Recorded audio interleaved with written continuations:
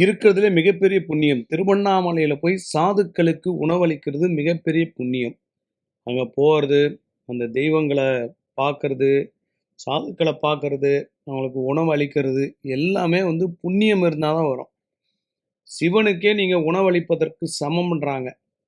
உணவளிக்க உதவிய வெளிநாட்டைச் சேர்ந்த சாந்தகுமார் அவர்களுக்கும், அவங்களுடைய துணைவியார் வச்சலா அவர்களுக்கும், வைஷ்ணவி அவர்களுக்கும், ஸ்ரீ கணேஷ் அவர்களுக்கும் நன்றிகளையும், வாழ்த்துக்களையும் தெரிவித்துக் கொள்கிறோம்.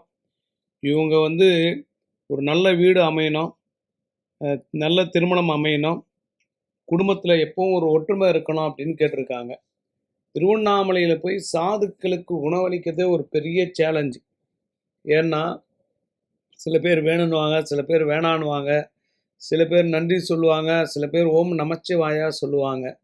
இறைவன் இவர்களுக்கு நீங்கள் உணவளித்தீர்கள் என்றால், கோயிலுக்கு போக வேண்டிய அவசியமே கிடையாது அப்படின்றாரு.